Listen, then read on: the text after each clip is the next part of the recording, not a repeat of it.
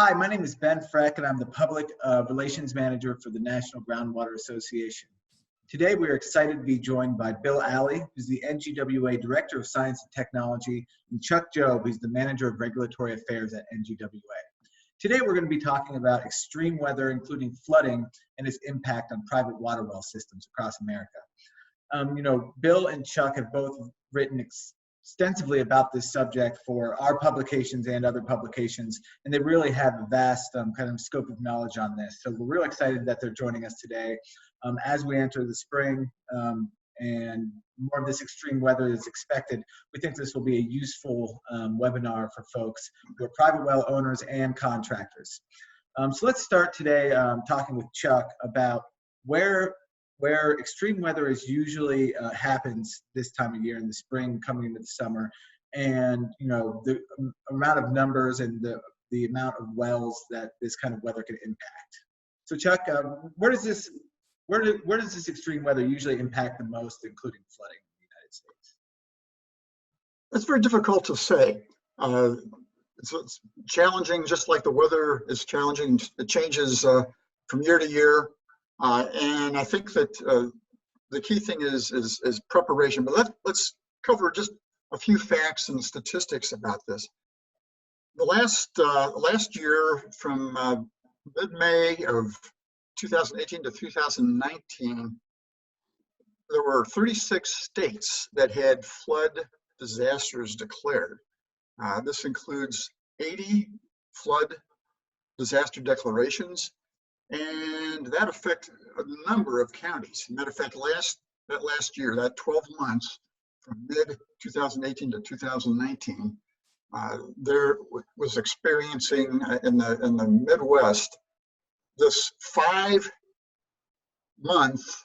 continual rainfall, nearly continual rainfall in that area, and that affected 28 states and 835 counties in those states. So you get an impression there about a vast region that was affected by flooding, and a number of disasters were declared there. Come forward here, the next year, this last 12 months, from mid-2019 to 2020, there have been 15 states that have flood-related disasters declared, and that affected 184 counties. So you can see there's quite a difference year over year in terms of the number of areas affected, and really the floods have occurred all over the country. Right. Certainly in the 2018-2019 timeframe, most of the flooding occurred on the coasts, both the Pacific, Atlantic, and Gulf Coast states experienced flooding, and in the middle of the country. This last 12 months, it's been nearly all over the country. Those 15 states have been spread around. So it's very difficult to say.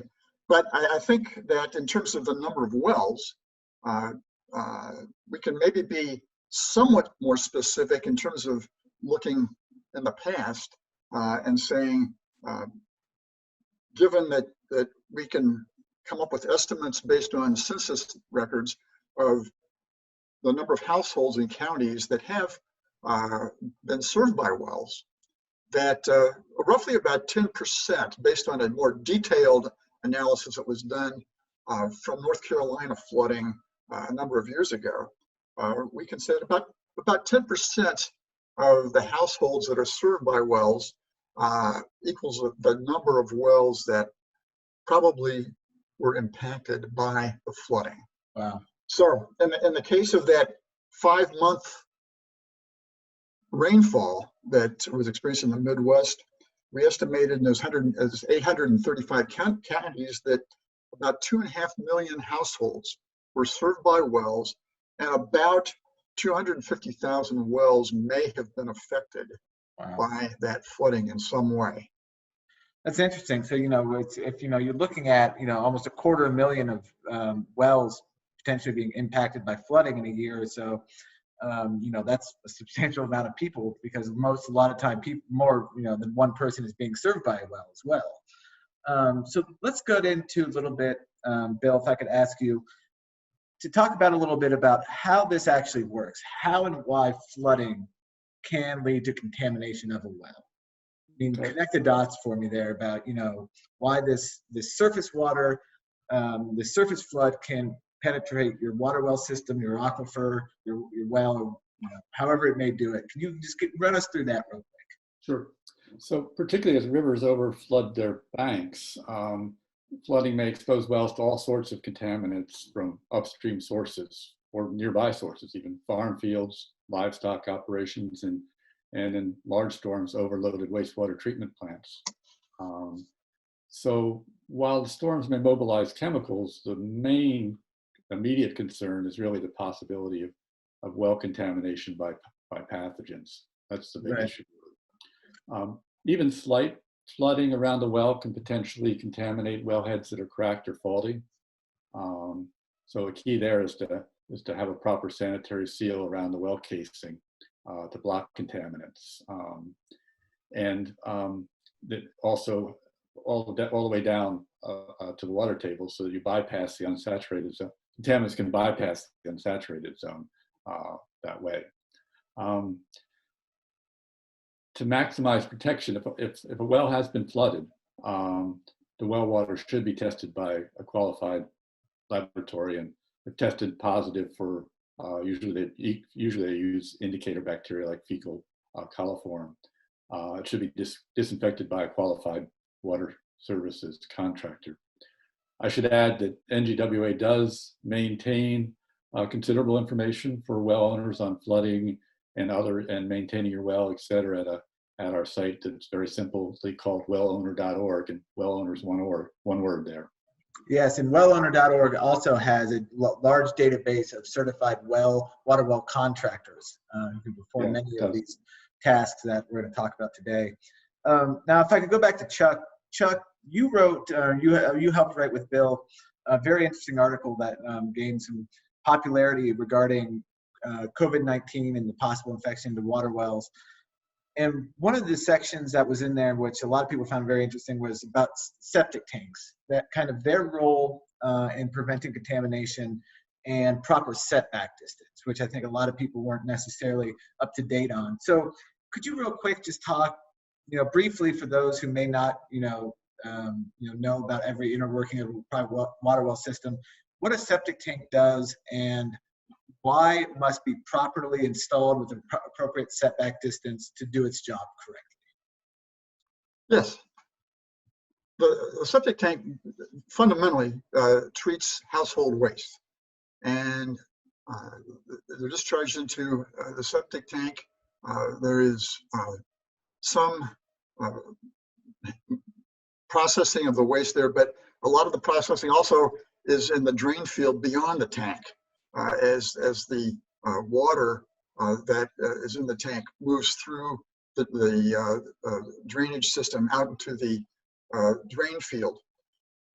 The key thing about the septic system related to the well is that there needs to be enough separation of the septic system from the well to ensure that any of the organisms that are ideally treated by that system are also enabled to be inactivated by being trapped or filtered or in some way die off, given that distance between the septic system and the well. So in terms of location of the two, you want to make sure that you follow local code, and the local codes vary across the country based on the geologic settings that the septic systems and wells are in. But the key thing is to follow that local code. In some areas, it may be 50 feet separation distance or setback distance. In other places, it may be much further than that. In some cases, it could be less, depending on the setting. But the key thing is that following that local code should provide you some level of treatment that is adequate for your conditions there. And the other important part about the septic systems, though, is to maintain them well, maintain them properly so that you don't have to worry about whether they are treating the waste. So I think most recommendations are that septic systems should be checked, inspected, and if need, maintained about every 3 years. So it's important to have those septic systems regularly checked so that they are working properly and provide that level of protection that we all rely on in our well and septic system processes. Chuck, what's the local agency or local government arm that usually creates the code for those? Is that usually the local health department, or usually is it a local, building department? Where can folks usually find that? I know it probably differs from county to county. Well, it differs from state to state. Many states have it in the state well code, or a state's. It might not be a well. It might be called something else, but just be called the water code. Right. But usually the states have a code that specifies the distances based on the hydrogeologic settings in the state, and they set those based on the protectiveness of the distances that they have identified in that code. Excellent. So, Bill, could you tell us, how would somebody, because you talked about treatment, we talked about a septic system, septic systems and these preventions. How would somebody, is there any way for somebody to actually know if their well has been contaminated? Are there steps they can take to look at, like you were saying, look at the casing and see if it's potentially cracked, a change in water quality? Are there any ways, including testing or other than testing, that somebody could begin to notice that their system has been contaminated after a flood? Or are there any kind of advice you have to make an educated guess? Yeah, somebody can, there's only part of the well that's visible, right? Right. At the very land surface. So one can take a starting point is to take a look at your well, actually, and make sure that it has a cap on it that looks tight. And also make sure that you're not draining. It shouldn't be in a place where there's water draining to it, particularly from draining from maybe a field or something like right. that. So visual inspection. If there are concerns about people are getting sick, it seems like with the flu more often than they should, it might be a time to have your well tested for basic parameters like fecal coliform, but really it's really dependent upon the testing to tell the quality of the water in your well. All right. Okay, so I'd like to talk to kind of both of you. You wrote this piece for Waterwell Journal, I believe last month or this month, regarding COVID-19 and water wells, stating that there's very low risk of COVID-19 essentially, contaminating your private water well system. Does a flooded water well, I know that you said obviously that pathogens are going to, a big worry there is pathogens contaminating the water well through flood water. Does that, would that include COVID-19? Have we seen any, studies about, will a flooded well or would flooding increase the likelihood of a well being contaminated by COVID-19? Yeah, so there's very little information on COVID-19, obviously. Right. One can look at other coronaviruses. There's certainly more to be learned about the behavior of this virus in water and wastewater, but based on knowledge to date, the risk to private wells is extremely low. The primary concern with viruses are those that transmit from feces to human route. So for example, take the norovirus, which a lot of people have heard, famous virus for people on cruise ships. That is a highly contagious virus, transmits from the feces to human route under very high concentrations in wastewater. The COVID-19 virus, it has been detected in the feces of some patients diagnosed with the coronavirus, COVID-19. But the amount from the body that people call shedding in the stool, and whether the virus in the stool is infectious or not is really not known. But again, the primary concern is this respiratory route. Right. And Chuck, in that article, so if you could kind of go back to the septic system, in theory, the septic system should, if working properly, or are there other filtration systems people can add, beside it, the inclusion of a septic system that would, help in any of this prevention? Well, the key thing, as Bill was suggesting, is that we know from other viruses that the separation, the adequate separation of a septic system from a well provides the protection that we're all looking for in our well septic system. So I think based on that practice, that people should be able to expect that viruses would be inactivated, would die off in the treatment system of the septic system, or would certainly be filtered or inactivated by that distance, just the time involved, because they don't survive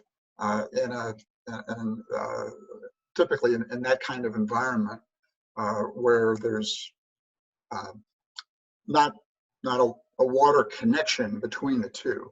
Right. So I think that's key.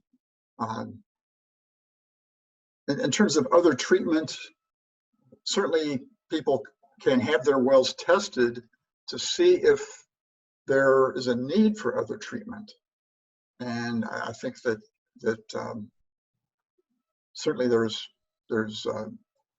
other treatments that can be applied at a household level that are available if necessary. But again, it would really depend on, in my view, whether the testing suggests that additional treatment would be needed. Excellent. Well, I'd like to thank both of you for joining us today. And for anybody watching this who'd like more information on the impact of extreme weather, flooding on your water system, and how to prevent any negative impact on your water well, and to find a certified contractor, should visit wellowner.org, which is run by NGWA and in association with RCAP.